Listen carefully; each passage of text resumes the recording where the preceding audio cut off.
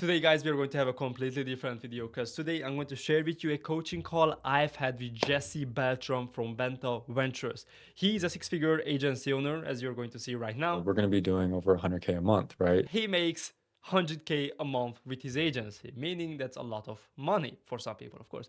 Now, with that said, he paid me $6,000 for me to actually do this coaching call with him, meaning to teach him YouTube, because he wanted to build his own YouTube channel. And after I told everything I know about YouTube, which you're going to get access to, this was a reaction. In reality, like implementing this into my business life is going to be super hard. So even though he paid me $6,000 to do this coaching call with him in order for him to actually understand how YouTube works, and you're going to get access for that for free, if you're a business owner, most likely through to the complexity of how YouTube works, you're gonna be like, okay, Robert, maybe I need you in my team because this is harder than I thought. And if that's the case, you can simply book a call down below with me and my team, and we can look if we can help you eat your YouTube channel. But with that said, if you want to do this alone, you have all this information, which he literally paid me $6,000 for. So I know for a fact you guys, if you're watching this, can make thousands and thousands of dollars through the information you're going to learn on this coaching call. So this is going to be in-depth and long, but I know it's going to be worth it for you guys. Basically, I have already created for myself a very basic, MVP product about how to, grow on YouTube and these sorts of stuff. And I want to go through this kind of, but also add my own little twist here and there, so you have a basic understanding of everything. Now, the very first thing we need to talk about are the fundamentals, and I have some very first principles that we need to talk about, and then we go into the actual, nitty-gritty details. The very first thing is how you're going to succeed on YouTube with getting clients. There's three things you need. These people need to like you, they need to trust you, and they need to feel that you actually care. And what does this really mean is you're not going to really have a problem with this, but you need to be authentic. Sales, you're not going to have problems with being authentic because you're good at that. But what's really important is the viewer really need to trust you. And what that depends on is how how much you're full of conviction with, how much you are an expert of it, and how much you have the communication skills to deliver it. Because you can be very good at it, but if you cannot express what you're saying, then it's all lost. So this is the next important thing. And the next one is the viewers have to feel that you actually care. And how we basically solve this is we provide as much value as possible to the specific market we are targeting. And so this is the very basic. If this is math, you've won on YouTube, nothing else. Like if this is math. But of course, how to actually do that. So let's talk about the North Star. And what the North Star really means for us is if you focus on this one thing, YouTube is going to fall into place for you. And that's for us is going to be providing value for the market. That's all. Like creating valuable content, that's going to be for us. And so meaning that you're not going to, so to speak, create a content just to get clients, but you actually fundamentally understand what you really want to go give to these people. Now, what is really interesting is that when you're creating a value, what's really important is that you're not just creating content that you think is going to work or you think is valuable, but you create content that's very specifically about the pains of the market. Because the truth is the value is not what you create, because value is what the market takes in. So what you need to do really is understand the principles of the pains of these people, and then you're going to be able to create valuable content to solve those very specific pains.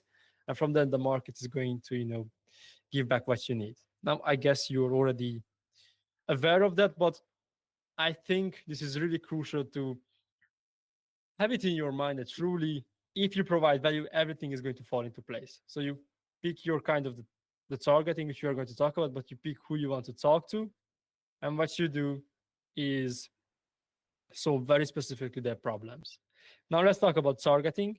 Difference on targeting is that, okay, what's targeting? But the difference on targeting on YouTube compared to any other platform, the truth is that you cannot specifically go and say that this is who I want to watch my video. This is never going to happen. So how you target on YouTube is you target your ICP's problems and desires. So it's not going to be that you can only target agency owners, but all those people who have the same problem, for example, not getting clients, is going to be the people who you are going to attract. So this is basically the targeting. This is the core right here, focusing on the problems and the desires, and never about the actual, so to speak, agency owner, coach, consultant, and these sorts of stuff. And how you create the perfect targeting is very simple.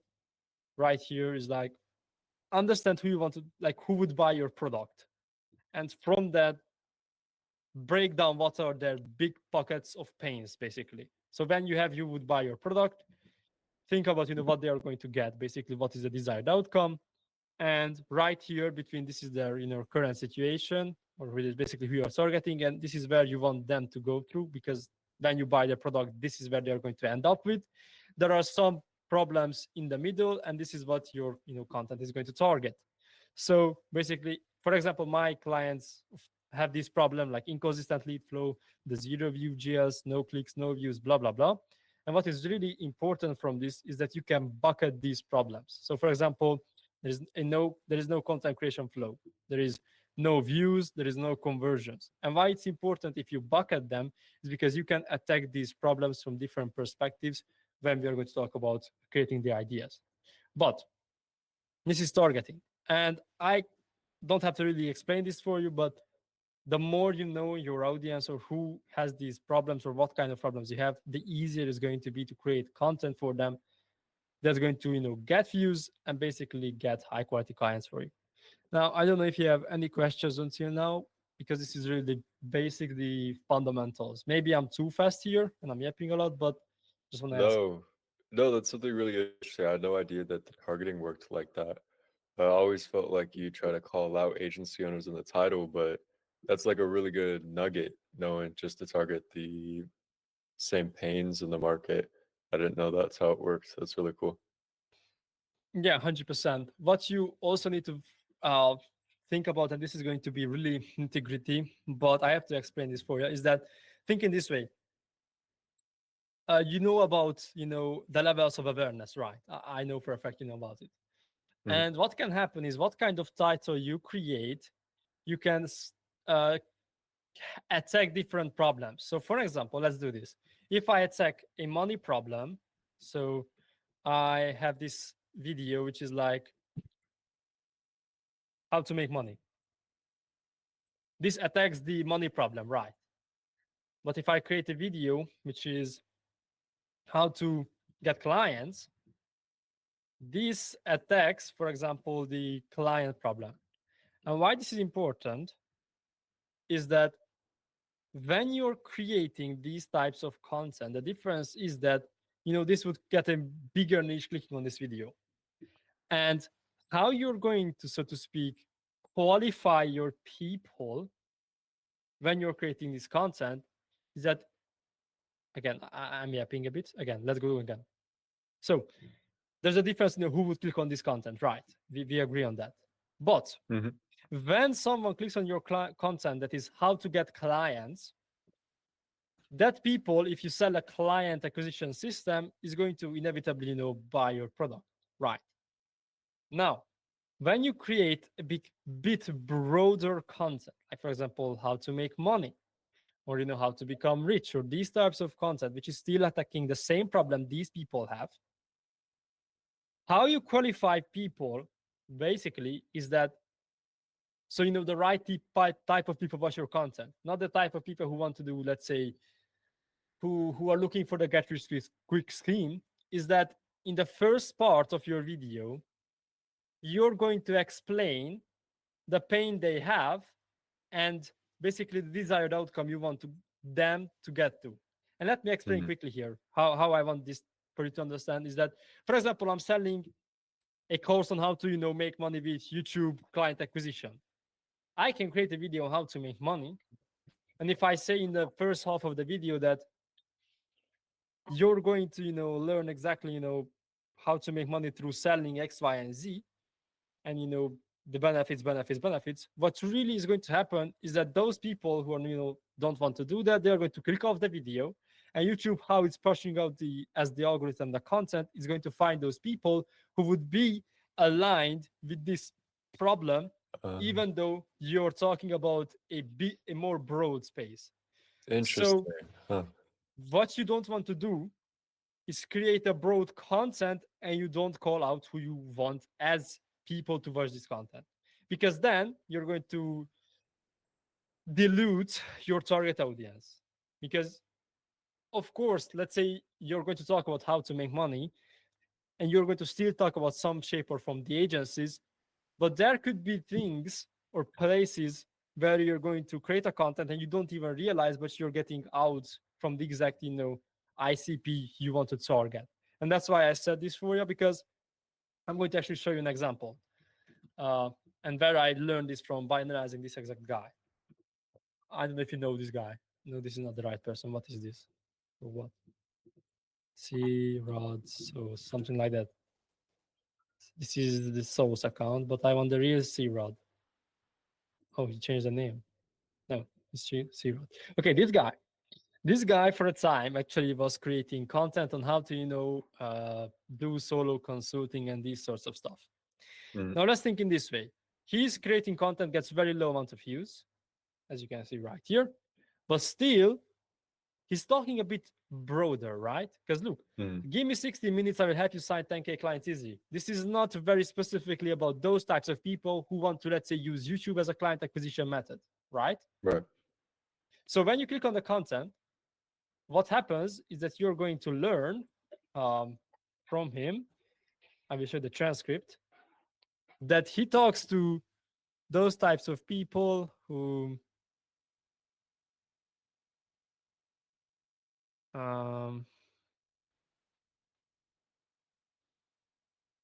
okay, well, it's hard to pinpoint everything what he says, but the truth is that he explains basically the desired outcome of this, very highly aware content. So he's not just saying that I will help you sign 10K clients easily, but he will exactly explain that I will help you become, let's say, the person who doesn't need to rely on outreach and sign 10K clients easily. So what he's doing is very, very consciously pinpointing the person who he wants as his dream ICP. He's pinpointing the dream ICP right here. And there's a bunch of content in his doing this. For example, I'm going to show you the one which I watched and I think that was really good. I figured out, how to get clients without doing outreach. This was the video. Like, okay, not doing outreach, but this could mean a bunch of things. And right here, he explains how, he hates outreach and these sorts of stuff. But he explains how he started using YouTube and not just YouTube, but the goal is not to sell your mechanism at the start, but the goal to attract that person who would want that as your mechanism. So like, if you had enough of doing outreach and you want to, let's say, make more money while enjoying your work more. So he's really talking to his exact, dream ICP. And that's why he could make, 50K a month from this small YouTube channel, because he was always talking to the dream ICP. Now, with that said, this was a big yap. I want to understand that. Have you got some value from this, or do you understand why I'm saying this? No, yeah, this is huge. This is stuff I never knew. Okay, so hopefully, even though I said this out of structure, this will make sense for you when you're creating your own content. Yeah, 100%. Okay. So with that said, I think we have gone through the foundations. And now let me talk to you a bit about the expectations of YouTube. And right here, this is where I use a very simple metaphor, but YouTube becomes a number game if you create high quality content. And what I call number game is that one of your videos will just randomly blow up. And what happens is you get a bunch of leads in the pipeline who will, as you post more, will just randomly start converting. And more this will compound, and you get a bunch of people being like, okay, I want this, I want this, I want this. And this is my perfect example. YouTube is like a candy shop. So each candy is like a video. So you have two parts for each candy. That is how the video is packaged, so how the candy looks like, and what's the taste of the candy. Right, and basically how you create the content, like the value, your explanation, your personality, these sorts of stuff. And this candy shop, truth is I don't sell usually the same candy. So think in this way, when you load up to YouTube, all the time you're going to see a completely different home feed with different content. So in this candy shop, which is YouTube, you all the time there is new candy. But what happens is that there is this what I call favorite shelf. And on the favorite shelf, you can place your favorite candies. And what happens is you place the favorite candies, all the time is going to be resupplied in this candy shop. So all the time you can buy your favorite candy. And this happens on YouTube. If you place your favorite, if you subscribe to someone on YouTube, you're all the time going to see his new uploads. So it's going to be, as in the same candy shop, resupplied. Now, what is important is every single customers, come to this candy shop, like as people come to watch content. What happens is that they don't usually try new candies. They have their favorite ones, they buy that, and they just leave YouTube. But sometimes they will try one or two new ones. And what happens is that they like the taste of that new candy they tried, they will put it on their favorite shelf. And when it comes to YouTube, why this is important for you is if you would want to succeed, YouTube, a bunch of people are coming here. They are seeing a bunch of candy and, they don't even know which one to try. How would you want to succeed when you're starting YouTube content? Well, what you would want to do is test as many looks, aka packaging to your candy, which catches the more attention. So more people will taste your candy. So the more people are going to be like, okay, I want this candy on my shelf because I like it, or I don't want it. And so the truth or the expectations of YouTube is going to be that you have to improve your content all the time. But how you're going to succeed on YouTube is the more you can test how you align your packaging and your looks with the market and how many variations you try. Because there will be one packaging for that very specific candy which is going to work. And that will just blow you up like that. Hmm. So I hope this makes sense, but this is really the expectation of YouTube. Like this is how it basically works. Gotcha. Huh. Yeah, I had no idea it worked like this. This is huge. Well, yeah. Okay. You have the expectations. Now we have some mindset stuff here, but that's not, I don't think it's important for you because you have the good mindset about YouTube. The next thing is okay, you understand, how to succeed in YouTube. You have what you need, like right here. The viewer has to like you, trust you, feel that you care. You have the North Star, which is value. You know how to target people, call out their specific problems and desires, and it's going to be a bunch of variations until one hits and you win. That's YouTube. So the question becomes, how can you, create the actual content which is going to win? Like how to actually do that. So let's talk about ideation because this is the most important one. I think people just don't even think about this as much as they should because it's like they will create something, they just put it out and it doesn't work. What you need to do is start with a good idea. And there are two things which is important for the idea, which has two principles. But you have to understand like ideas are, archery. Some hits, some won't. Done. But the funny thing is still the idea is the ceiling of your content's potential. That's the truth. So when it comes to ideas, what you need to do, you have to align it perfectly with the market. If you think you created the valuable content, but the market doesn't think of that content as valuable, they're not going to click on that. And that's not going to be a good idea. So what is important is the content you create must perfectly align with what the market thinks is their problem or the desired outcome or desired situation.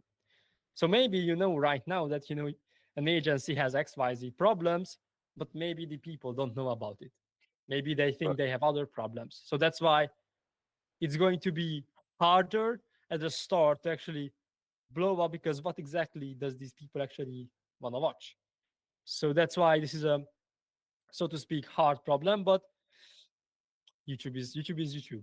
I cannot say anything else. It's like archery, as I mentioned. Mhm. Of course, the more you do, the better you become. Yeah. And it also depends on what kind of person you exactly want to target. So like a very aware marketing agency, or let's say an agency person, let's talk about an agency person as ICP. What kind of problems they have? A very beginner person could have the problems of Robert.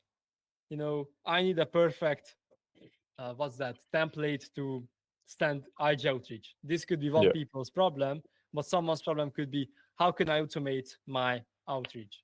So that's a completely Mhm. different person, but that person also knows about their problem. So it's like as deep you go in the problems, as basically less views you're going to get, but the higher quality people you're going to attract. So even though whatever I say, the truth is that the content you create must perfectly align with the market thing is their problem. This is truth. So the next thing is going to be what I call the instant hook. So your ideas need to be so good that it basically grabs you by the neck and forces you to consume it. This is the truth. I'm going to talk to you exactly how to create this, like the process for this. But it's this simple. Like if you have an idea that grabs you by the neck and forces you to consume it, you won. But the key here is input and practice. So if you consume shitty ideas, that's going to come out at the end. Like you're not going to create actually good content. And the other is practice. So you have to practice actually creating killer ideas, not just randomly start creating content and it's going to blow up. You need to have a process where you can think through the idea and decide whether that's a killer one or not a killer one. If you practice more, it's much easily going to it's easily sorry it's more easily, how do you say this, it's easily more easier going to be for you, like the more you practice creating killer ideas. And Yeah. so this is the principles of ideation for you. Market alignment, and it must be killers, like killer content ideas. But how do you actually, do this? What's the process for this exactly? There are 4 steps what I have to create content and create the killer ideas. The first one is just taking the notes down, because you have a bunch of ideas and like you don't exactly know like what is going to be a banger one, what's not going to be a banger one. Save all of them, write all of them down. Doesn't matter how it comes, write them down. So for example, I had this idea the other day when I watched Jace England. I think that's the guy's name, who did a 1.7 million launch on a trading offer, what that is. I watched that video and I was like, I had this cool idea that what if I perceive my system creation in a way that a launch. I'm not the fan of doing launches because bunch of money than nothing. I don't like Yeah. it. Yeah. So I'm more likely the idea of doing good systems. But what if I perceive every system that in 30 days I have to do it like perfectly. Otherwise, you know, it's going to the launch, so to speak, the launch, which I'm not going to have, is going to not work. And I had this idea. I'm like, okay, I'm going to write this down because this could be a good content idea. And so all the time you're doing this, just write them down. Now, doesn't matter where you write them down. I don't care. Have ideas. I'm going to actually Mm. give you our Notion hub, which we use, but just write them down. Simple as that. The second is the topic. Now, if you have a bunch of ideas, we need to actually pick from this one topic we want to talk about. And you can pick literally everything because this is where we are going to sort whether it aligns with the market or not. So what you do is you take your topic and dissect it into its constituent parts. So let me explain. I think this needs a bit of explanation because this is harder to understand. Think of this as that, like Sorry about launch strategy. Mhm. This was my idea, launch strategy. And now I'm like, okay, I want to make sure that when I'm creating this content, it's actually have the possibility to succeed. So what I'm going to do is take this idea and break it down into a goal, benefit, example, and process. And what does this mean? So I have my GMICP in my head. And I want to explain them. I want to give them value with this launch strategy idea I had in my head. And I'm going to write them down, like what problem this relates to in my dream ICP's life. I'm like, launch strategy. Well, my idea was, launch strategy system creation. Let's write it like this, system creation. I'm like, okay, my dream ICP is like they have no content creation system that would reliably uh, create, that would reliably get them high ticket clients from YouTube. Like this is basically the problem behind this idea. Like, then what does that make them feel like? What is the problem leads to? Well, this problem leads to they are let's say they are afraid of, they are leaving the possible market share they could take from YouTube on the table. And like because of this problem, this is what they feel. And so from this idea, which was just a simple launch strategy system creation, right now I perfectly aligned this idea with my market's problem. And now I can be like, okay, this is my idea, like the launch strategy system creation. But what is my goal with it? Why do I want to teach? Why do I want to say to these people this? Why do I want to explain this value to them? Well, because I want them to have a method. I want them to have a process to create content that will lead to that will lead to higher profit margins, for example. This is the goal. This is what I want to do with this idea. Like I want to explain this because of this reason.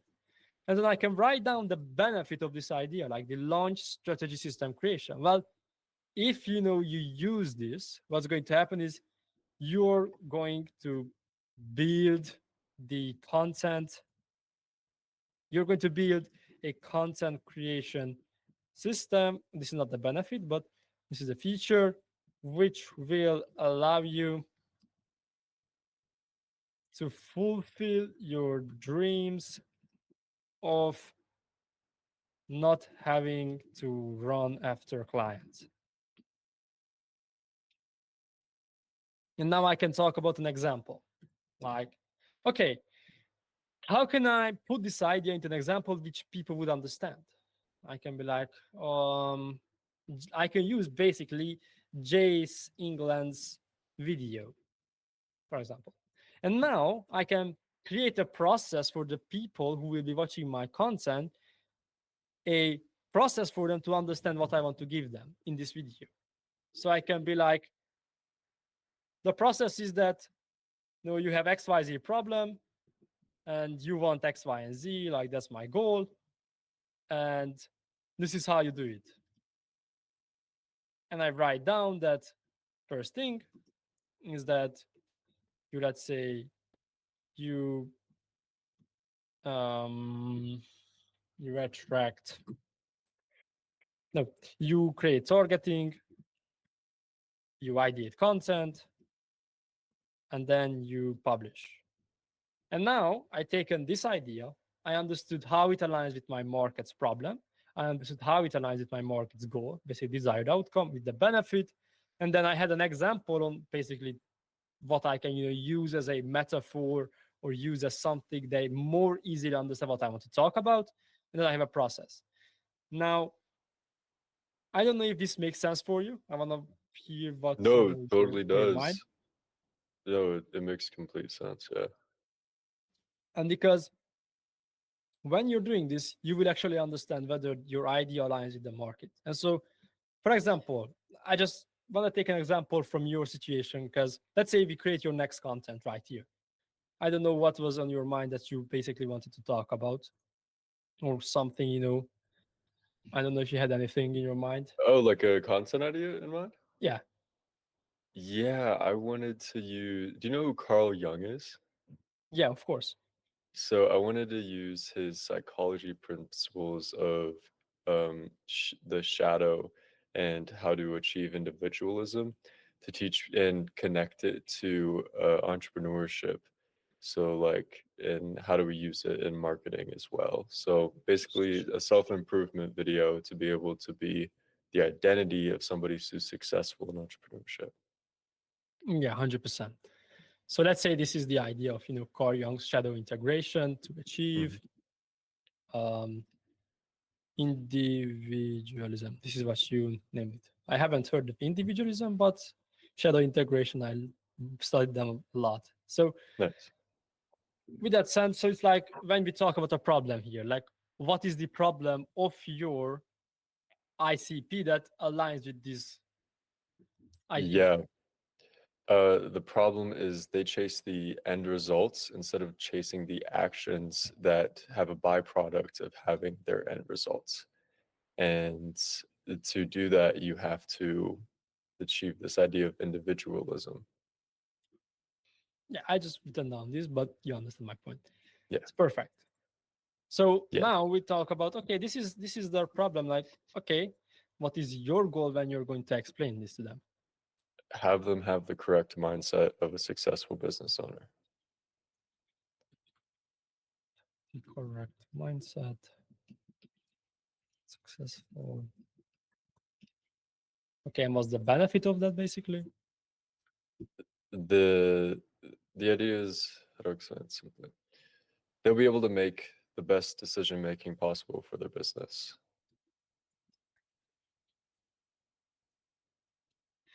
Question becomes, just right now, to pinpoint out something, is this something the market thinks is valuable for them?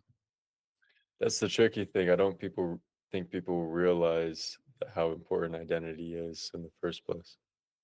Yeah, 100%. So here, the problem then truthfully isn't whether they chase the end results. The problem is that they don't know how important in like shadow integration to achieve individualism is. So what this means is that this is two completely different perspectives. It's like this is the Yeah. perfect perspective of understanding what does this mean and like how this aligns with someone's mind or someone's life. But this is the perspective of why they actually need it, because the problem is that they don't know it. And so this is why this is truly tricky, just as you mentioned it, like how you take something you want to explain to these people and make them be like, aha, okay, like it makes sense. Right. And so, for example, you could create completely different versions of the content just like this. Like Yeah. this is two variations of the content. One is explaining how they have to know this, and the other is, why not knowing this is a problem. And so, this is the idea. Now we don't have to go through this process, but this is why this is important, because you can talk about this topic, but if you don't know exactly how it aligns with the market problem, that's why the content is going to just flop, because the market doesn't care, because you haven't really taken the time to understand it. My best quote is this from Robert Greene. He mentioned it on a podcast, is that a dead idea, meaning it's not going to perform, is something you haven't really thought about. And so that's why I like to think about this in this way. He mentions that you have an alive idea, meaning in his sense that an alive idea is something that people want to consume. That alive idea is when you take the idea and understand it from different perspectives. And this is what we are doing when we are actually understanding the idea. We are understanding it from problem, goal, benefit, example, and process perspective, but we are understanding it from different, awareness of the people. And so this is why now, when you would start creating the content about this, just from these 5 minutes of thinking about this, you would have a much better way of explaining it and much Yeah. higher likelihood of people actually consuming the value. And if they are taking it in, they are taking a look at you. You are this, person who really understands what you're talking about, and you're a great guy. So basically, this was the topic. This was the second step of idea creation. The first step is the angle. When you understood, let's just draw it down like this. This is the content, the idea that you had, and you attack it from different perspectives.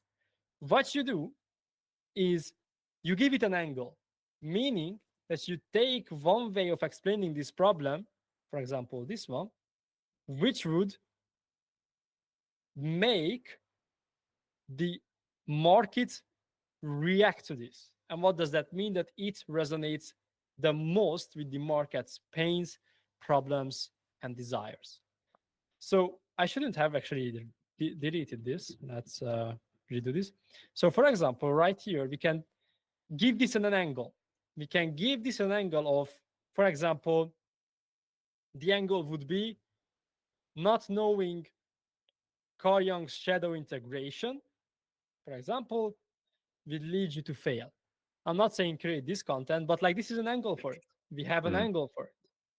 And what I really like to do when I'm creating the angles from understanding these problems, benefits, examples, goals, and desires is taking outliers. Do you know what's an outlier? I know what it is. I don't know if it relates to YouTube though. Basically, an outlier is a video that performed better compared to a channel's average. I see. So Okay. if there is 10 videos which performed, got like, let's say, 100 views and one video got 1,000 views, that's basically performed 10 times better than all the other content. Okay. And when we are talking about outliers, I have here a playlist, and that's why I want to pull that out. When we are talking about outliers, we are talking about content that for some reason got better views than the other content in the same channel. What does this mean for us?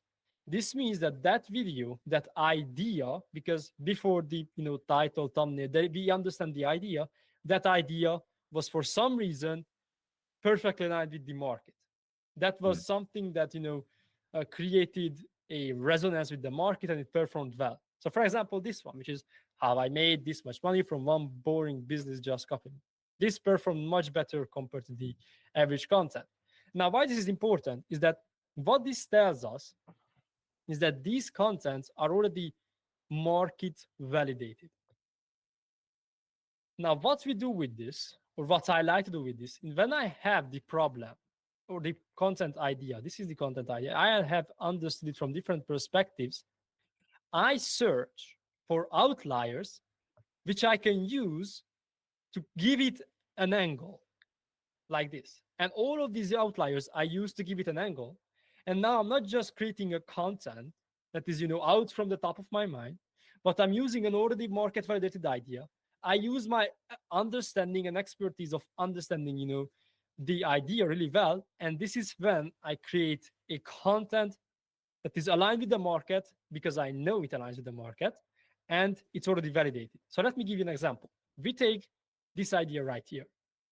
So, for example, Carl Jung's shadow integration to achieve individualism, okay, they do not know how important it is. Now, I can understand this idea and try to give it an angle from here. So, for example, let's do this. Like, for example, we could do this. Like, POV, I tried Alex Hormoz's work 12 hours per day for 30 days straight challenge. Now, what we can do from here is, for example, we know that Charlie Morgan talks a lot about Carl Jung and psychology. So we could say that an example is Charlie Morgan, right? Mm-hmm. Here, an example of how we could explain it better. We can use Charlie Morgan example, and now I can be like, okay, I can use Charlie Morgan's perspective, and I can use this perspective, and I can take this content. I'm going to take the title right now. Just this is the bro. Let me steal it, man. So I take this idea. Pov, I tried Alex Hormoz's work 12 hours per day for 40 days. And I can be like, Pov, I tried Charlie Morgan's shadow integration, whatever, shadow You'd probably integration, call it shadow transmutation. That's his little keyword. shadow transmutation. Yeah. How do we align with the market again? So, Pov, I tried Charlie Morgan's shadow transmutation. Money making challenge. Now this is not the end, but this is an idea. Like, have you seen how we went from this simple idea of Carl Jung shadow integration, and we have an idea that kind of makes you curious now, like, what is this? Like, I want to know more. But this is just one idea. We can come back to the outliers and be like, okay, let's take something. How I brainwash myself to success with this one Joe Dispenza trick. Here, what we can do is really steal this one exactly. Like, yeah. how I, go away. How I brainwashed myself to success with this, let's say again, Charlie Morgan, we could say, or we could say uh, Carl Jung. We could also say Hmm. Carl Jung. Now, of course, we have to be aware of how much people understand, Carl Jung, or how much they Yeah. understand it. But like, we have another idea, or how I Yeah. brainwash myself. Or what we could do is, if, for example, if we have written down, we have written down like, I made $12 million using this, for example. Hmm. This is an example because you use this and you made $12 million. You can be like, how I I have this idea came to my mind. Let me show this. Um, come back, go back, bro. So slow, man. I hate it. Okay, I have it right here. So where is it? I don't know if I'm going to see that. But what I wanted to say is there is this idea, which is how I conquered my mind to make millions at 20. There was a guy who created this outlier. And you can be like, how I conquered my mind with shadow transmutation to make 12 million, for example, if we understand that was our example. So we took the shadow transmutation idea, which somewhere here would be like, let's say my goal is to teach shadow transmutation or in the process. And we were like, okay, we took the $12 million because I made it and give it an idea, like how I conquered my mind. And this is another idea. Or we can do something like this one, for example. Let me show you one again. It's like from Grand Theriot, what if I see that? Mm, bro, Can you bro, send me bro. this playlist? Is that okay? Yeah, 100%. Cool. Where is it? It should be, yeah, here. I use these three principles from Joe Dispenza to manifest 1.3 million. If, for example, we would have written down 3 steps to reach this process, I could be like, I used 3 principles from Carl Jung to make 12 million at 20. Again, completely new idea, but it's completely, interesting. So this is the angle. I hope this makes sense for you right now. Yeah, this is gold, bro. Like you're good. Yeah. Still, I cannot sell my service, bro. It's all right. I'm gonna take care of that for you. Dude, like if I look at my YouTube titles right now, they're like nowhere close to as good as these. Mm, that's why I'm here, bro. That's why I'm here. Because truth to be told, this is not the end. Still, this is just the Okay. first step, and we have the fourth step, which is the how we take this idea and create it a killer one. Now, what I mean by that is when you have your idea, you usually create 5 to 10 variations from outliers. Mhm. You just test, test these titles. And what you do when you have these titles is one or two is going to just stick out to you and like, I would watch this video, man. I would definitely watch this video. For example, for me, this is right now just, man, I would want to watch this video. I'm like, That's a really good title, man. Yeah. I want to know what's inside this. And I'm going to be like, Mhm. okay, I would take this idea right now. I would take this idea, and this is how I would make it a killer one. Now, Mhm. the killer doesn't mean that I have to change anything on this. The killer is testing whether I can make this better. So, meaning, have you heard about the Nesby framework? Mm-mm. Okay, Nesby framework is basically a copywriting framework which explains that how every word Mhm. communicates through subcommunication. So if I say, this house is big, but the saying this house is like a mountain, there's a difference in what I'm saying, but what it also communicates. These two means almost completely the same, but how I communicate it, creates different emotions. Or a similar manner, it's like I want to be wealthy, or I want to have a Yeah. mansion on a private island in the Mediterranean Sea. Yeah. That's completely different. And there are 4 emotions, meaning that, and the alter egos. But what this means is that every word that you're using basically creates one of these emotions. So either it's something new, something is easy, something is safe, or something is big. Whatever word you're using, it can be, grouped into one of these. And why this is important is because when you know about this framework, you can be like, how can I take this title, change some words which would, make it more emotionally communicative? And like, let's just test. Like, the truth is that this already communicates some kind of emotions. Because, for example, saying that shadow transmutation says that something is new, like this is something new, or money making challenge shows that this is big, like money making challenge. And so you can take the ideas that these words or the emotions these words push, but you can do different ones. So for example, let's do this. So we can do this where proof I tried, or let's say you can prove I failed. This is different emotion, I failed. But you can do a bunch of variations of this, or you can be like, I didn't just try, I tried the millionaire challenge, Hmm. a new one, or whatever, just testing. Or for example, this is the alter egos. What does that mean? Is that when you're saying an emotion like new, easy, safe, and big, it goes perfectly well with these alter ego emotions, like only anybody predictable fast. Now, this is complicated, but this is like, thinking this way: I will make you $1 million, or I will make you $1 million in 30 months. The fast to the big makes it more emotionally attractive, if you know what I mean by Yeah. this. And Yeah. when you're saying something new, and only meaning that it's new, but it's only available at my place, then it's better. If something is easy and everyone can do that, it's again better. If something is safe but also predictable, it's better. And if something is big, so like $1 million, but also it's fast, it's better. So we could do like, I tried Charlie Morgan's Shadow Transmutation Millionaire Challenge, or I tried Charlie Morgan's 14-day Shadow Transmutation Millionaire Challenge. Like we Mhm. added a So, number of that. Or we can, test again like failed. So we failed this.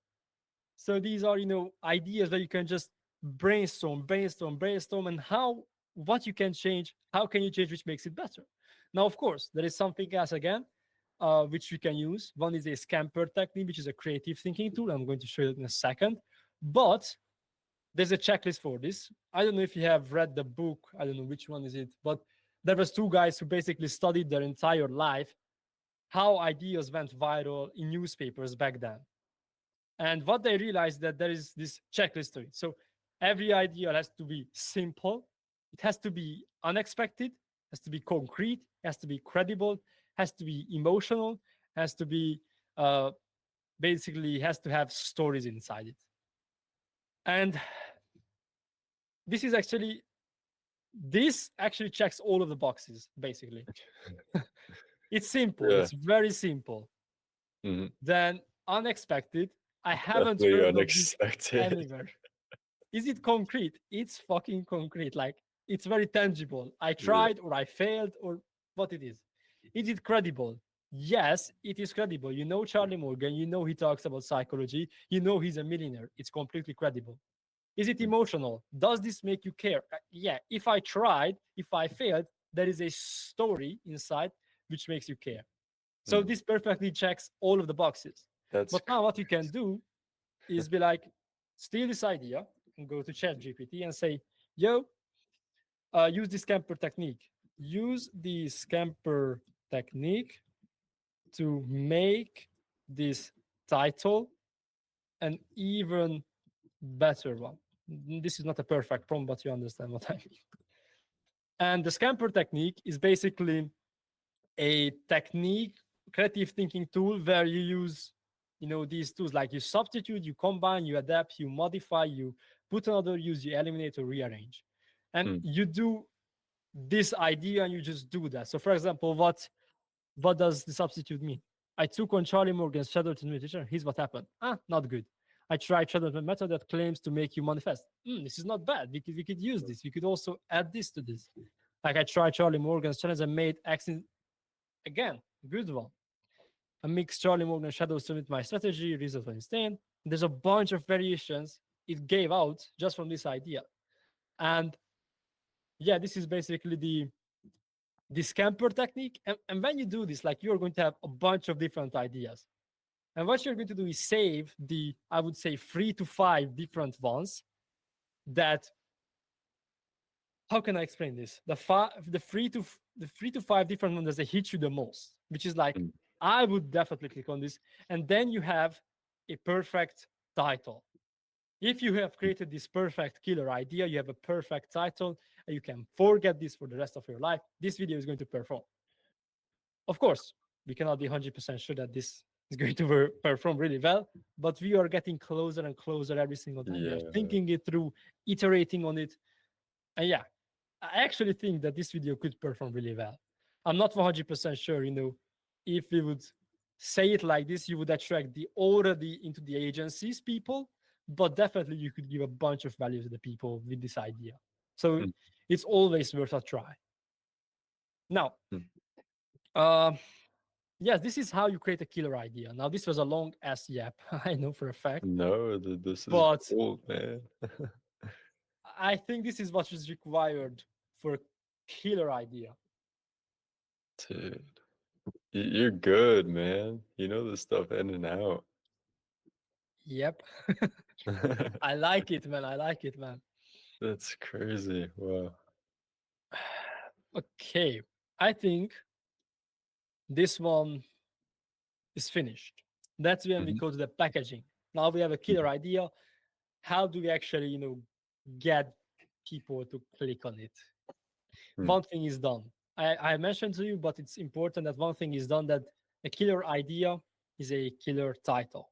I Yeah. usually don't bother to do anything else with the title when I'm done with the ideation process. So Okay. let's talk about exactly the packaging. And this is what I call my packaging pyramid. And why I call it a pyramid is because it builds upon each other. And so if one is missing, the whole is going to crumble. Now let me explain how this works. So here at the bottom, on the home feed, if your thumbnail has contrast, it stands out to people, meaning people are going to naturally look at it. This is the very first thing. If it doesn't have contrast, on the other hand, no one's going to take a look at it. This is crucial. Second, if they look at your thumbnail, naturally means that you read the title as well. If at that moment you open a gap, they will stay. Not click, they will stay. If you don't open a gap with your title, they will scroll, they will go to the next video. Third, if they are interested, they have a gap in their mind, they will look back at your thumbnail again. If you validate the gap through your thumbnail, you get a click. If there Mm. is no gap validation, there is no click. This is the process of a killer packaging. As you've seen, these builds upon each other. No contrast, no eyeball. No gap, no click. No gap validation, no um, no gap validation, no click again.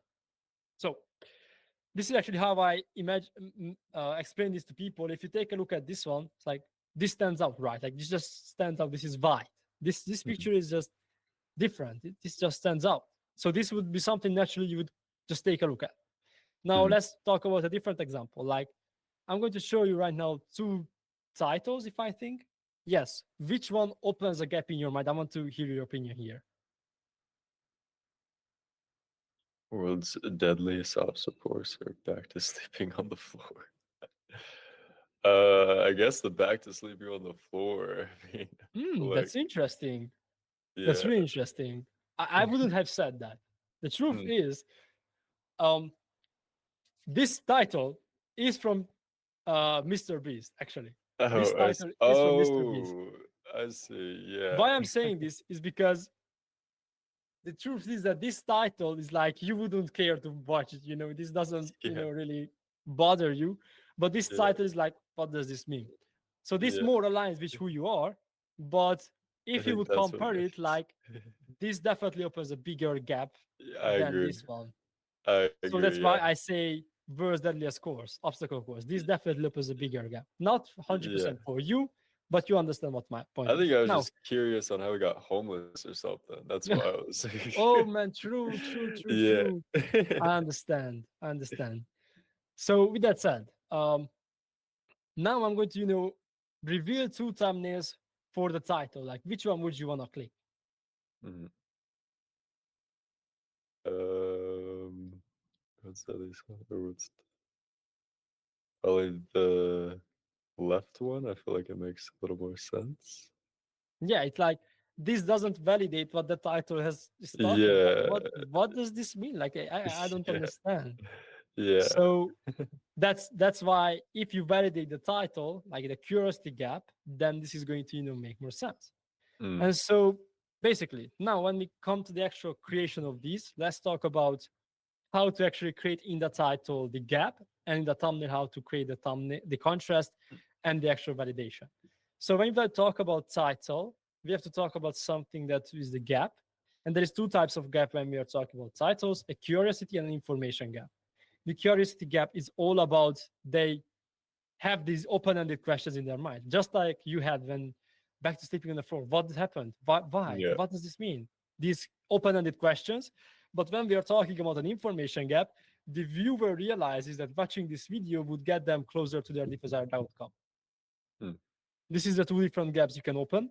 And examples, like for entertainment, curiosity gaps are more, more usually opened, but for education, it can work as well. So, for example, lose 100 pounds, like these are all Mr. Beast title. This definitely works for the people who wanna, consume that content. Yeah. But like education, this one, like it was never about code outreach. Hmm, What, what does that mean? Like I wanna know more. Like it gets you interested.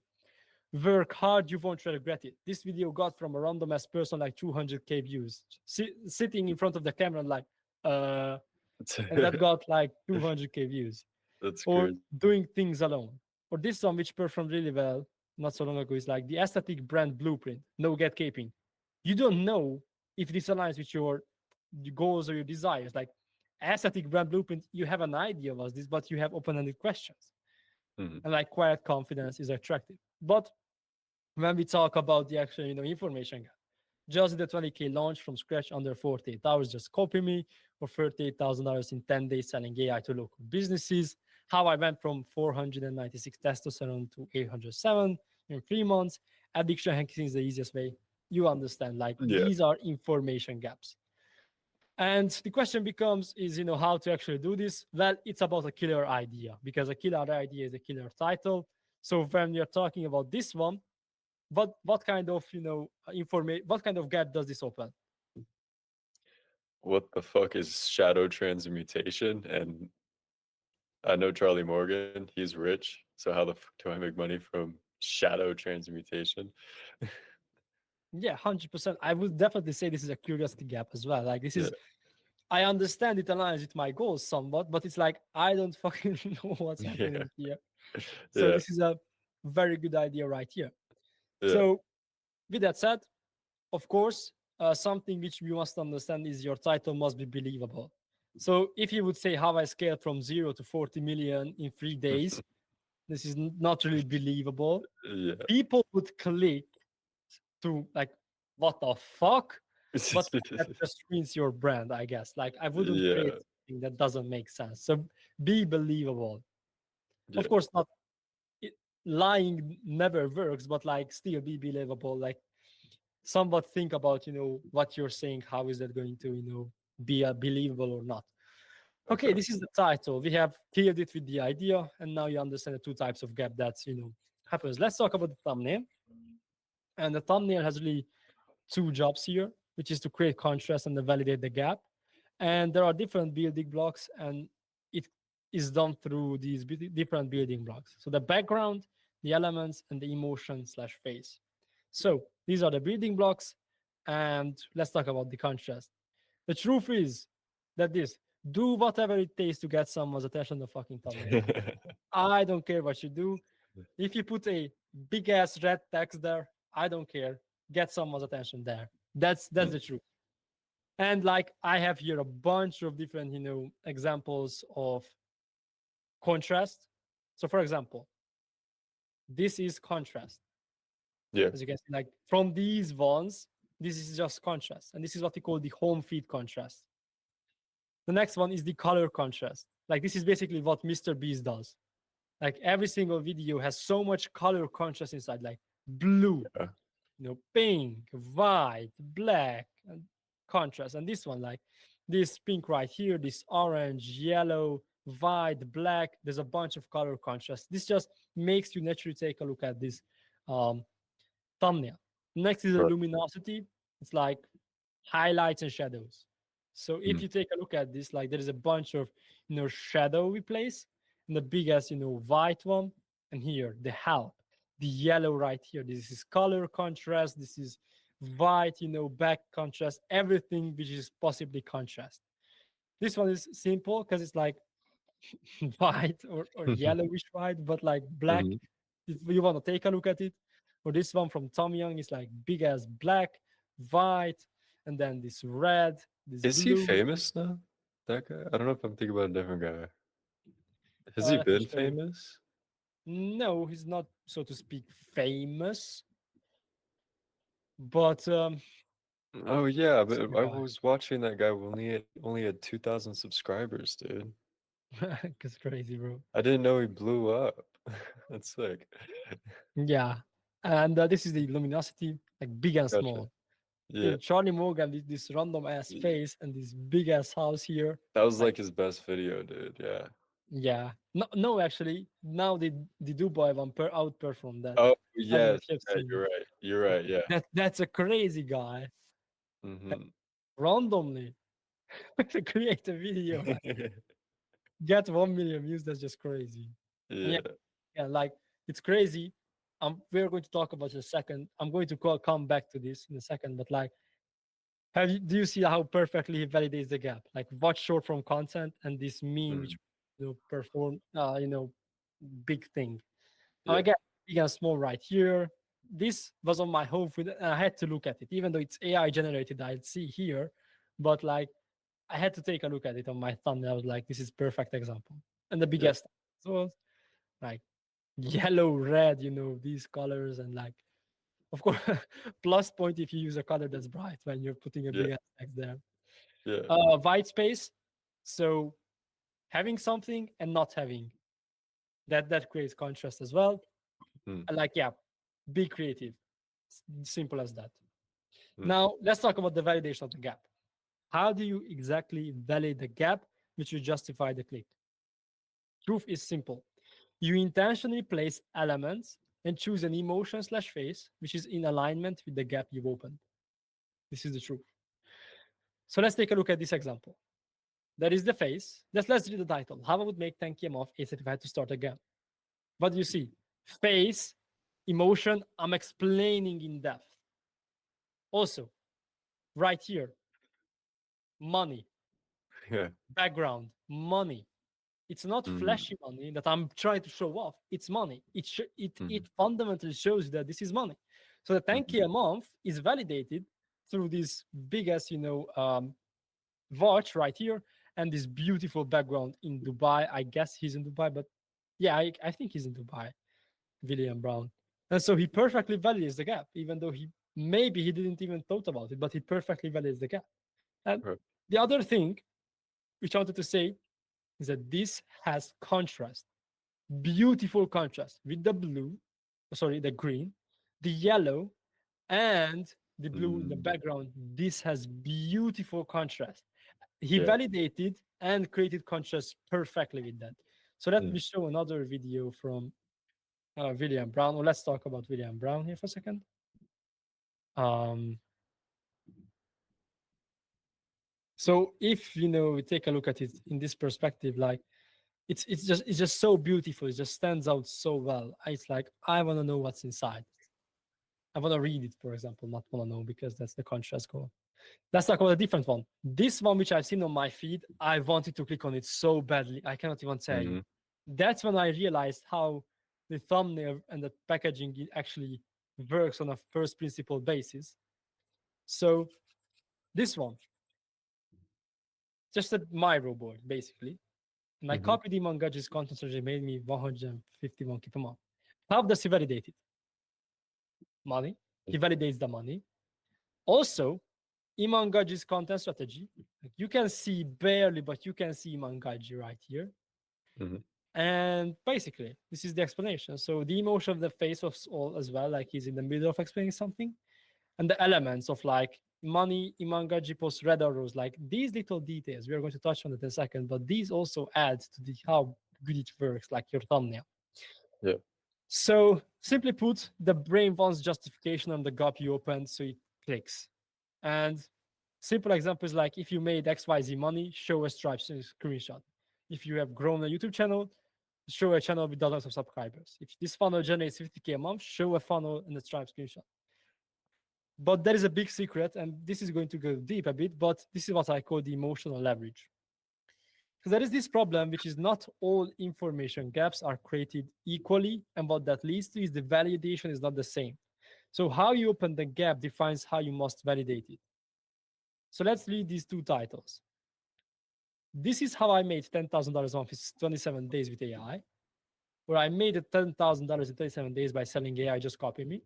And now I'm going to show you the two different thumbnails for this, and I want you to tell me which one would you click more. The idea is completely the same, but from the thumbnails, which one would you click more? The not from the title, just the thumbnail, or from the Or title. the packaging, of course, the same. Like you understand, like which one Oh, would you okay. click more? The summit. Probably the left one. The left one. That's what I would guess. Yeah. You know why I guess that? Because when you're opening the gap here, the first one is a status gap. I Hmm. made $10,000 in 27 Hmm. days. It's validation right here. But the second is a process gap, how I made. And so the Right. validation of how I made is not in the thumbnail. I'm not seeing anything on. Oh, that's crazy. Yeah. So the status gap is validated through a Stripe screenshot, while the process is not. That's So crazy. Huh. this is really tricky because why I use the emotional leverage. So this is why I use the emotional leverage. Now let's go a bit deeper. Every single stimuli, meaning word, a title, a thumbnail, whatever it is, creates emotions. There is some kind of emotion attached, like the association. Mhm. Either it's a negative, neutral, or positive. So, for example, if you take a look at this, someone would take off a barking dog and feel anxious. Mhm. Someone wouldn't even care because someone has been bitten by a dog, but someone hasn't. And Mhm. so every single thing has somewhat a emotion attached to it. And why this is important is that based on the gap you have opened, you have to search for the stimuli that would widen the gap so you force a click. So when you're creating the gap and you understand the gap, you need to choose those kind of stimuli which has the highest emotional leverage, meaning it would create the highest um, emotional response for that specific gap. Mhm. And let me explain how I realized this. Think of this title, thumbnail right here. Just delete social media, see what happens. And what is written here is you will feel like a kid again. Now, why this is interesting is think in this way. If you would have written right here, um, you will be smarter. It doesn't have that much emotional leverage. You will feel like a kid again. That widens the gap, like delete social media, see what happens, and the you will feel like a kid again widens the gap that you just want to know. You just really deeply want to know. Because what you have done right here, and I don't know if like, yeah, this is like put those kinds of stimuli in the thumbnail. It doesn't just validate the gap, but widens it through making the ad more promising. Mhm. And so this one right here, like you will feel like a kid again. If you would have just written like you will be smart and you would put a picture of books and blah blah blah, it doesn't have that much emotional leverage, but you will feel like a kid again. Someone reimagines the emotions they have felt. Mhm. And basically, yeah, this is explained right here. But why this is important, we're going to touch on this in the process, is just as you have seen right here, how you validate the gap is truly important. And what you must do is search always for those kinds of stimuli which would perfectly widen that gap. So, for example, what I can talk to you is like, I made $10,000 in 27 days by selling AI, just copy me. If you would have written here, like, making fuck you money, that was something that was trending for a time, Mhm. maybe that would have widened the gap more. Because with the fuck you money, there is association of emotions. Right. And so these sorts of stuff you need to be aware of. And of course, like, how you're opening the gap, really defines how you validate it. So process, but make sure like what you have open, just validate that, but make sure you have the highest emotional leverage for that. So meaning that put your stimuli which creates the highest uh, emotional reply in that person. Mhm. Does this actually make sense here? Yes, 100%. Yeah. Okay, cool. Then we have two things about thumbnails left. One is the familiarity bias, which is you associate more emotions to things which we have already seen. So if you want to get the biggest basically emotion out from people, we need to use association of these people's brain. So let me show you in two examples. Like, I've closed my first client showing this thumbnail, or showing a thumbnail screenshot and showing that my first client, the thumbnail screenshot creates bigger emotional resonance because they understand um, the stripe, they understand what it felt like to see the first money, or they understand what it would feel like to see the first money. So this would create a much bigger resonance, even though Mhm. basically this could be the same, but because you use something that is familiar or like familiar to them, this would make more sense to click on it. And this is Mhm. familiarity, but using, those stimuli which has the highest emotional leverage. Mhm. And this is basically the familiarity bias. Like, if you're talking about money, show a Stripe account. If you talk about a booked call, show Calendly. Don't just write the booked call, for example. If you're talking about, let's say, getting traffic, show YouTube, IG, TikTok, LinkedIn, X. These sorts of stuffs which they're already familiar with. And especially don't put things on your thumbnail which would make people confused. I have to show you this. Yeah. Bro, there is a guy, there's two people who I have because they are homies with me with YouTube. And let me show you the first thumbnail they created. Like, bro, don't do this. Like, this doesn't make sense. What is a coffin in a person shows? Like, give me 8 minutes and I will turn your dead IG leads into book calls. Uh, I understand dead IG lead, but it doesn't make sense. I cannot, uh, understand what you're talking about. Like, it's not familiar to me. So yeah. that's the idea. Like, don't put things on your thumbnail which make people confused, but make sure Yeah. you use familiarity bias here. And Okay. the details. Let me tell you something which is the sunk cost fallacy, which you already know about. Like, we continue doing something even though it's not like a good idea because we already spent our resources on it. And Mhm. we can use this on our advantage because the more time someone spends to try to decipher what happens on your thumbnail, the more they are going to click because they're already spent time watching the I thumbnail. see. Why don't I just click on it? And so I'm going to show you this one, but let me show you this one right here. Think of this thumbnail right here. The small details, the little Mhm. circles, the hand right here, the yellow, this arrows, like, what does this mean? Like, I wanna know. Like, you're kind of interested in this because it's like there is details which you want. It doesn't make you, confused. This is the crucial thing. Like, how you have to put your details is you have to show more depth rather to create uh, confusion. So, for example, let me show you this thumbnail right here, which I created for myself. This one, this has some kind of details or something. But when I go to this one, This has Mm, more like little details, like writing these random ass stuff here. Like it just creates more depth to the content and not confusion. Like right. here, like it just creates more depth if you take a look at this really. And yeah, this is everything about thumbnails, man. This was deep, deep, deep, deep. Yeah. Yeah, But you saved a huge learning gap for me. action is going to solve that problem, brother. So the next thing is the process, basically how you create good packaging. And Mm, you have a killer title already because you have a killer idea. And now I'm going to walk you through exactly how I create a thumbnail for my killer title. So the first thing is the type of thumbnail you're creating. So there is this thing called pre-framing. So if you're creating a micro board video, don't try to create a vlog type of thumbnail. mm, Because when someone sees your thumbnail, there's going to be pre-framed on what they're going to get. So if I see. they see a micro board video, they're like, okay, this is educational. Let me check into it. I want to Mm, learn. They come with this mindset.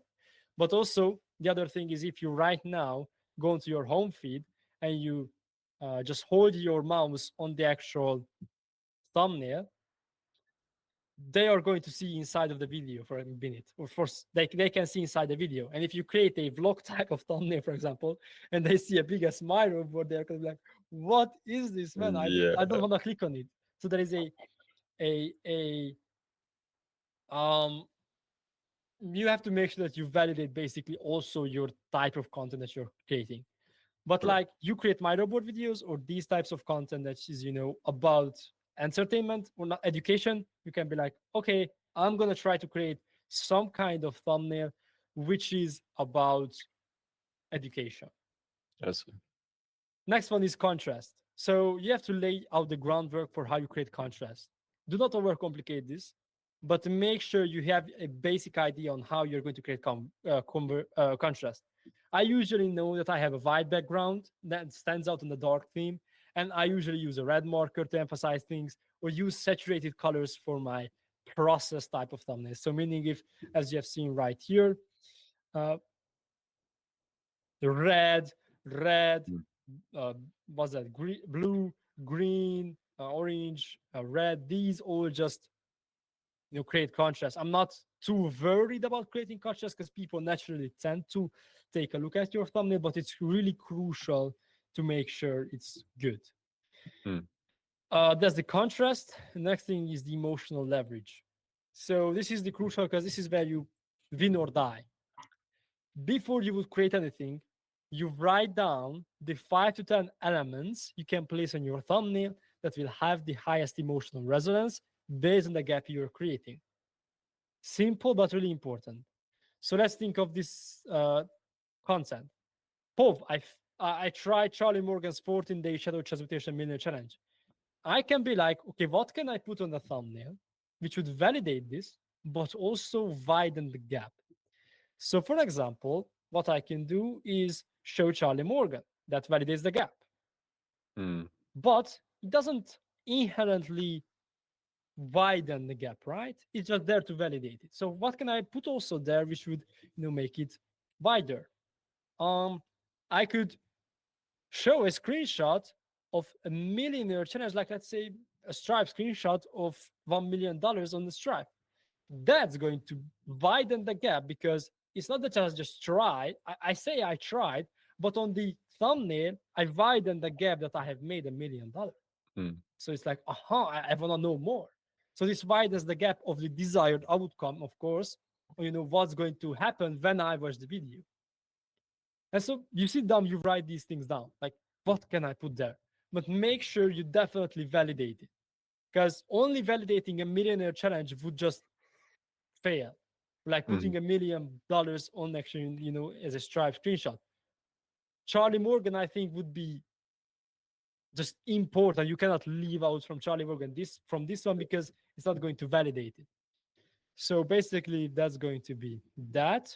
And you do this and you pick the ones that fits you the best. Like you create variations. Mm. You write down these emotional leverages and you choose the variations and you do multiple variations. Your goal is to create multiple variations. And truth is, this is how I create it. This is the process. Lay out the Mhm. composition, start putting shit together. This is the truth. Like you Yeah. have no clue. Like you have no clue what's going to work. Make sure the Yeah. composition looks good.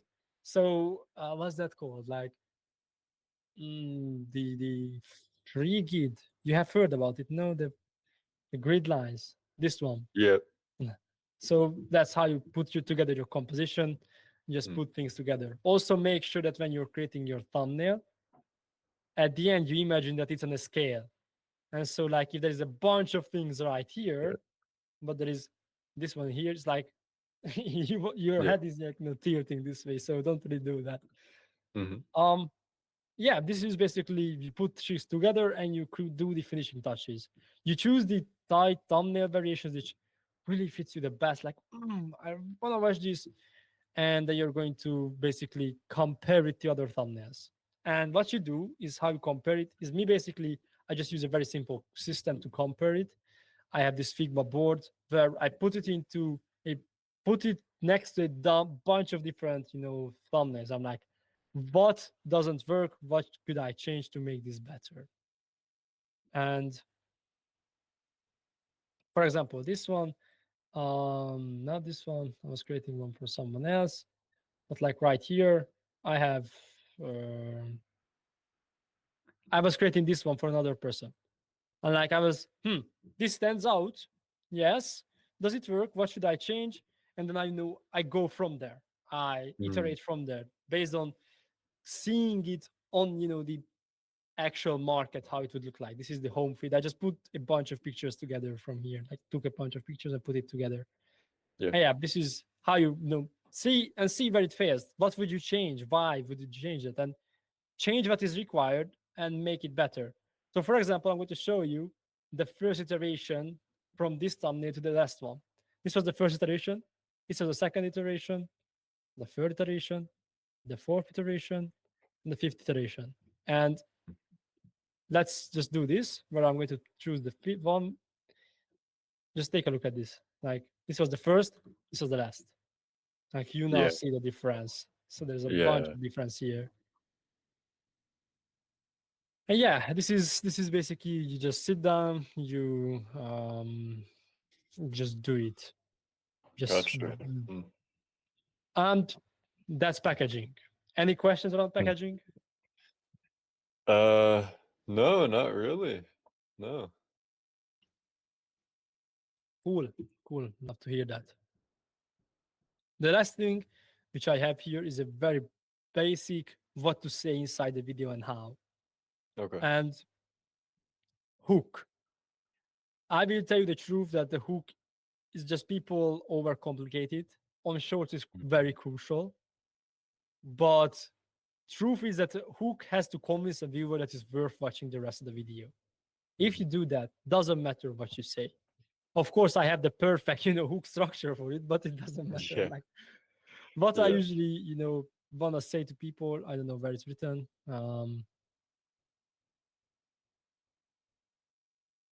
Uh, if this is math, explain what you're going to talk about. Explain what they will get if they watch with you. Explain why they should listen to you. If this is math, it's going to work. But if you want a deeper answer, like a big idea, basically this is what we use in organic VSL to create emotions at the start of the video. It's like how you do business has changed copywriting forever, blah blah blah. Mhm. Mhm. Like something which creates an emotion. Yeah. Second is you have, or this is not the second. You can use whatever you want whenever you want. Truth is that these, if met, is going to be perfect. Next one Mm. is validate. Validate the title and the thumbnail in your video, meaning that say either the topic or what you have said. Now they overlap. So the big promise is basically what you promise to people when they watch the video. So it can be like you will learn how to make $10,000 a month. And if your title is how to make $10,000 a month, you don't have to validate it. But if you say that I will make you, let's say, $10,000 a month using IG, and you just start the video and you start talking, you will learn how to make $10,000 a month, but you don't say IG, they're going to be like, this is not what I clicked on. So Mm. you're not lying to me. So that's that. Credibility is basically why should they trust you? So say why they should trust you. Like when you're talking about, let's say, you closed 90% of your sales calls, explain why should you trust you on that. Like I've done X, Y, and Z. If potential, like as much as you can do, show proof. I've done it. Mhm. As simple as that. And the loop is something that we use on copywriting, which is it opens a open-ended question in your head. It can be direct or indirect. A direct is going to be like, we are going to talk about that in a second. An indirect example can be like, no, getting the best deals isn't hard. It's actually a very simple skill. Like, open-ended question. What do you mean by that? I want to watch Right. more of the video. And if you use all of this, it's going to be perfect. It's not a must. What you need to understand is there is no order in this. Until in the first 30 seconds, you check them off, it's going to work. They overlap. So if you don't have a big idea or your big idea aligns with your title validation or your title validation, your big idea and big promise is the same, doesn't matter. These things, overlap. So you can be like two birds with one rock. Simple as that. Gotcha. Make it juicy. So stimuli creates an emotion. Why this is important is when you're creating your hook, you must sure that you must make sure that it's perfectly aligned with their problem and their goals. So this is what we call the customer bubble. And it's like, for example, if you know that some of the average marketing agency owner is afraid of sales calls, use that. That's going to create emotions in their brain, and they're like, I want to watch more because I have emotions, I have fear when I'm going to the sales call. This is basically a perfect hook. This is from the Ima Gadji's 20 million VSL. I don't think there is a reason for going through this step by step because this is a perfect written copy. Until you create, let's say, an organic VS, I don't think it's really important for have a perfect written copy. Explain what you're going to talk about, explain what they will get, explain why they should listen. Simple as that. And this is my best one. Like some people overthink YouTube and what's that? Yeah. How to create a good hook. Have you seen this video? No, I haven't. So listen to this hook, bro. I want you to listen to this. I'm going to show I want to show you this voice as well. Can I show that presentation? This one. Listen to this. I hope you're going to hear this. Hey guys, it's Will, and in this video, I'm going to share with you what I would do to make 10k per month ASAP if I had to kind of start again from scratch. Now, what I'm going to share with you is, well, it made me multi-millionaire. About 90% of the millionaires that I know, this is what made them a millionaire as well. And it is, for many people, they just kind of don't know about this yet. They don't even know that this exists and that they can actually do it, and how easy. He's so chill, man. Like he doesn't even care Yeah. if you're going to watch the video or not. Yeah. But how he's speaking, actually, like what he's saying has emotional leverage. Like everyone I know use this. Everyone I know, like this is big, Right. Everyone I know use this. So Right. that's really that. That's a hook. Simple. That's a hook. And let's talk about the value delivery, actually delivering the value, because if people cannot comprehend what you're saying, you're not going to be an expert and they're not going to not going to understand what they're saying. So I use a very simple framework to explain whatever topic I'm talking about. This is the what, why, example, how story framework. And let's think about you want to explain something, explain the Carl Jung, individualism, transportation, if I remember right, like shadow transportation. You want to talk about that. Explain what's that. Explain why that is important for them specifically. Tell an example, like how, for example, a shadow transportation looks like. What does it mean? Like an example they can tangibly understand it. Tell them how to do it, and tell a personal story. Why the personal story is important is that going to make them relate to you and not just think of this is a valuable person, but I know their story, I relate, and I connect with that person. Whoops. In a similar manner, you can change out the structure, the order of this. Truth is, use this. I use this. It's easy. Of course, when you're talking about like free flowing, it's a bit harder, but as you're good in sales, you get used to, you know, explaining things like this. Yeah. So this is basically this. I don't have to tell you an example, I think. Um, Truth is, the last thing is not everything has to be said always. Like, for example, if you don't want to, let's say you want to explain just, the Carl Jung's shadow transmutation, you don't have to exactly tell how to do it, just like that, tell how to do it. You can just use, the what, why example. You can go on. You can explain something else. It's not required to follow like this framework. And the next thing is teaching. Now, this is something which is much, again, a bit more in depth. I personally identify teaching as increasing awareness. Simple as that. I increase your awareness, you know more. Now, of course, that's not 100% sure that increasing awareness means that it's 100% sure you know more than I increase your awareness. But increasing an awareness can be done in two different ways.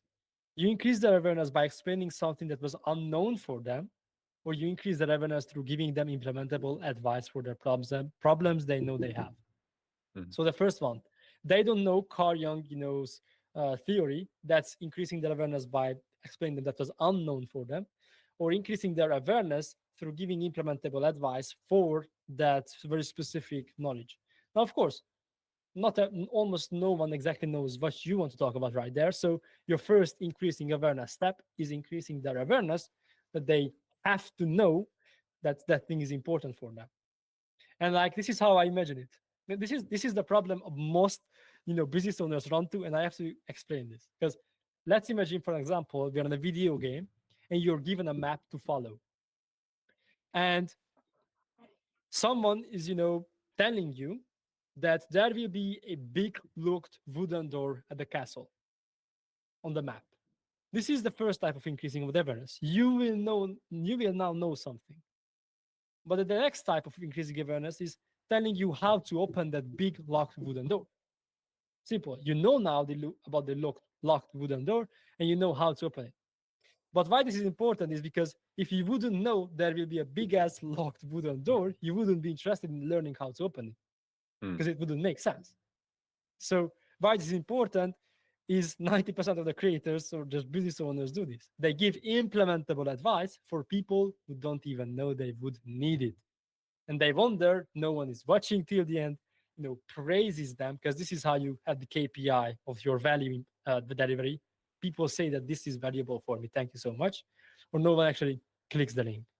So this is the problem you would have basically maybe run into with this content. Like, you are giving implementable advice. It is value, but the market doesn't think of that as value because they just don't understand why that is important for them. So the solution to this is very simple. When you're creating your content, you have to map out the transformation your viewers need to go through. So you basically pinpoint where you want your viewers end up after watching the video, and you identify where they are right now when they click at the video, and you map out everything they must know to get there step by step. And so sometimes this could lead to a point where you're like, okay, you pinpoint where you want viewers to end up. After they have watched the psychology video like Carl Jung, they are going to do X, Y, and Z. But you identify through your title, how would they, like, what kind of person would click on that? And that's where you will maybe realize in the future that, okay, I shouldn't explain it in this way because no one would click on it because no one is actually aware of that. So you change the title, for example. Or if you have, created something that is almost everyone click on it, you have to map out everything they must know to get there. And what I mean by that is this is an example.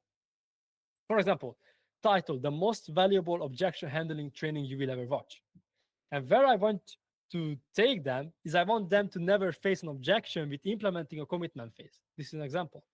And where they are right now is they are faced dozens of objections and they can't handle it. And so the map is that they need to understand that objections only exist if you pitch the price. If you don't pitch the price, there are questions.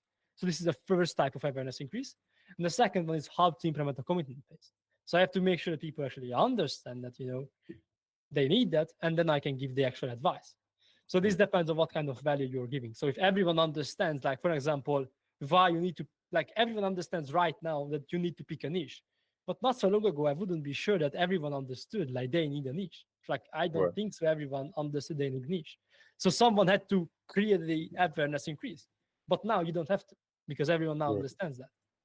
Hmm. So hypothetically, if you wouldn't map out this thing, what happened is, your content would fall flat because you would be providing value, but people wouldn't make sense of what should I do with this value. Yeah. So, yep. And basically, this is how you provide crazy value. This is what you need to do. When you're creating your content, make sure that you map out how you're giving value. And this is what I used to say, that is what and how type of content. You can create a content where you're just increasing their value in the first manner. Like you have to know about this because that's important for you. But I don't very specifically give you the how type of content, which is like, how to do the specific thing. So you can do this in one video where you explain the what and the how. So for example, this video where you Carl Jung's very specific principle that you have to tell the what and tell the how then. Like Mhm. what is that specific thing and how to do that specific for themselves. But you could create a video where you only talk about the what. And you can create the next video, which is how you talk about the how. Mhm. Yeah. Value. And that's not called call to action. Simple. Doesn't matter.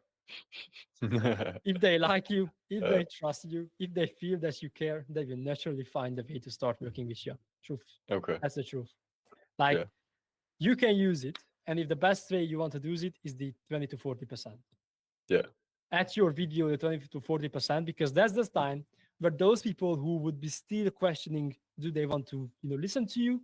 You can use the call to action to get them, to be like, okay, I can, help you in many different ways, not just, through video, but through, a service.